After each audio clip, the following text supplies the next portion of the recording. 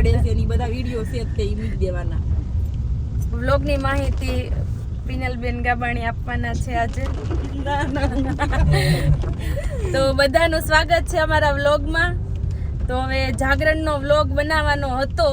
હવે જાગરણ અડધું તો પતી ગયું છે, 3:15 જેવું થઈ ગયું છે. તો અમે જાગરણની શરૂઆત કરી હતી મારા માસીજીના ઘરે બેસવાથી. ચાવી પડી ગઈ 2 મિનિટ, ચાવી મળી ગઈ છે કેમ કે ઘરેથી ધમકી આવી ગઈ છે કે ચાવી હોય ને તો જ ઘરે આવજો, નકર બહાર રહેજો, બાકી અમને ન જગાડતા એમ. અને ક્યાં હતા આપણે? હા, અમારા માસીજીના ઘરે. તો ત્યાં એનો જે વ્લોગ છે, મતલબ ઉતારાણો નથી. પેલા જાગરણ માટે કામ લેવા ગયા. હા, એની એક સ્પેશિયલ તમને આખી એક વાર્તા કહું કે અમે બધા એટલા બધા કેવી રીતે ભેગા થયા. તો સ્ટાર્ટિંગ થયું હતું પહેલા મારા નણંદ જે પિનલ ગાવાણી, મેં તમને સ્ટાર્ટિંગમાં જે તમને બતાવ્યા હતા, તો એને લેવા માટે 4 જણા લેવા ગયા હતા. 2 જણાને 4 જણા લેવા ગયા હતા. તો બધા એક સાથે ભેગા થયા, માસીજીના ઘરે ગયા. અને પછી ત્યાં એક કૂતરી આવી હતી, તો એને રમાડી. એનું નામ હતું રૂબી. અને હવે એનો વ્લોગ ઉતારવાનો રહી ગયો છે. એના ફોટા હું અપલોડ કરી દઈશ અને વિડીયો પણ છે થોડાક અપલોડ કરી દઈશ. પછી ગયા હતા અમે મૂવી જોવા. વિજય થલાપતિનું જનનેતા કરીને મૂવી છે. બહુ જ મસ્ત મૂવી છે. એના રિવ્યૂ હું 10 માંથી 10 આપવા માંગીશ. અને હવે જઈએ છીએ ક્યાં એ નથી ખબર, પણ જે હમણાં મેં તમને પહેલાં વાત કરી હતી કે જે મારા માસીજીના ઘરે ગયા હતા, તો ત્યાંથી જ તે મારા દેર અને માસીજીને લેવા જઈએ છીએ કેમ કે એ હવે આગળનું જાગરણ એ અમને હેલ્પ કરવાના છે. અને રાતના વાગ્યા છે 3:15 અને આ તમે રોડ જોઈ શકો છો. કંઈક એડવેન્ચર પાર્કમાં હોય એવું લાગે છે. નવું એડવેન્ચર. હે, વાંદરી જેવા મોટા થઈ ગયા છે 3 વાગ્યા. 5 વાગ્યા સુધીનું જાગરણ છે અમારું. હવે 3:15 સુધી તો અમે ખેંચી લીધું છે. હજી ડાન્સ અમારે કરવો છે, પણ કપલ એક જ છે, 2 કપલ નથી, સુઈ ગયા છે. એ લોકોને ઓફિસે સવારે જવાનું હોય છે, સો કપલ ઘટે છે એટલે. અને બાલ બચ્ચાને તો પહેલા સુવડાવી દીધા છે. સો હવે આગળના વ્લોગમાં તમને બતાવીશ કે હવે આગળનો 2 કલાકનો જાગરણ અમે કેવી રીતે પાસ કરીએ છીએ. ચાવી મળી ગઈ છે. તો ગાઈઝ, અમે જેને લેવા માટે આવેલા હતા એ રસ્તામાં છે અને આવી રહ્યા છે. અત્યારે અંધારું છે એટલે દેખાશે નહીં, હમણાં નજીક આવે એટલે તમને બતાવું. તો આ મારા દેર છે અને કોઈ છોકરી હોય તો ધ્યાનમાં હોય તો બતાવજો. આ દેર અમારા એક બાકી છે અને એ આવ્યા છે જાગરણ કરાવવા. અને અમારા માસીજી, આ બંને આવ્યા છે અમને જાગરણ કરાવવા માટે. અને હવે આમાં અમે એડજસ્ટમેન્ટ કરીને 4 જણા બેસશું. પણ હું લે બેજા અમે બધા ગોઠવાઈ ગયા છીએ અહીંયા 4 જણા અને આગળ આ 2. પૂરો થઈ ગયો રોડ પૂરો થઈ ગયો. કેમાં ખુલ્યો નથી જી? તો ભાઈ અહીંયા જો અમારે રોડ પૂરો થઈ ગયો. તમે ખબર નહીં ક્યાં જતા હતા. સુરત જ પૂરો થઈ ગયો છે, નથી દેખાતું. ઘરવાળો રોડ છે. તો અમે લોકો પહોંચી ગયા છીએ રિંગ રોડ પર, જે મેઇન ખાવાનું બધું છે ત્યાં. હવે મારે તો નથી ખાવાનું, પણ મારી યારે જે 6-7 જણા જાગરણ કરાવવા માટે આવેલા છે એ લોકોને ખાવાનું છે. 12 વાગ્યા પછી બધું જમાય. ના ऐसे ना बोला है कि नहीं खा सकते.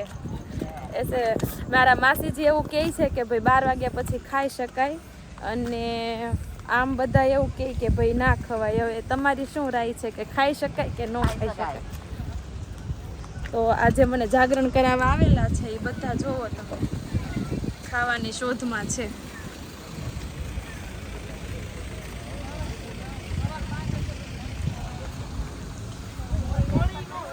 અને હું જેની માટે વ્રત રહી હતી એ આમ જો ખીચામાં હાથ નાખીને ક્યાં ના ક્યાં ઊભા છે. તો મારી માટે અહીંયા ફ્રૂટની લારી મળી ગઈ છે, તો એમાંથી આપણે અલગ અલગ વેજીસનું ડીશ બનાવશું. આપણે જોઈએ મેનુમાં શું શું છે. રાજભાઈ લાગે છે કે કામથી અહીંયા આયલા આવે છે. કેમ પાછો આવ્યો? રાત એમને હું આ લેતો આવું. ના ના બની ગયું તો. હા, તમે આ વ્યક્તિને હરખી રીતે જોઈ લ્યો. કોઈ છોકરી હોય ધ્યાનમાં તો જરૂરથી બતાવજો અમને. મારી નહીં. હા, આની માટે. આ તો મારા હસબન્ડ છે જેની માટે હું આ વ્રત રહી છું. ફ્રૂટ ડીશ આવી ગઈ છે મસ્ત મજાની. પકડજો ખરખું. હા, જાગરણ કરાવવા માટે આવેલા છે. રાતના 4 વાગે આ લોકો ફ્રેન્કીની વાટે બેઠા છે. તો કેવું લાગે છે તમને જાગરણ કરીને? સારું લાગે છે. નીંદર તો બિલકુલ પણ નથી આવતી. તો બહાર વરસાદ હોવાના કારણે બધાએ ગાડીમાં જ બાકાજીકી બોલાવી છે. આ ભાઈ નથી કઈ ખાતા. ફૂલ બાકાજીકી હાલે છે ફ્રેન્કીની. અડધા ફૂલ ફૂઈને આવ્યા છે. અને હું ખાઉં છું ફ્રૂટ ડીશ. અડધી ખાઈ ગઈ. તો અમે ખાઈ પીને હવે આવી ગયા છીએ અહીંયા હિંડોળા પર બેસવા માટે. હવે આ કઈ જગ્યા છે એ નથી ખબર. એ ખાલી જગ્યા હતી એમનેમ ગજેબામાં. તો અમે આવીને બેસી ગયા છીએ.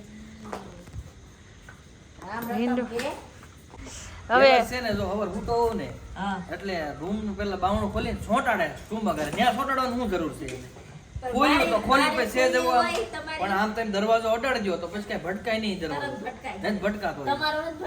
હા, ત્યાં આમ દબી દીધો હોય બરોબર દરવાજો આમ હતો એમને બંધ કરી દે પછી વાળવા મળે તો શું વાંધો આવે?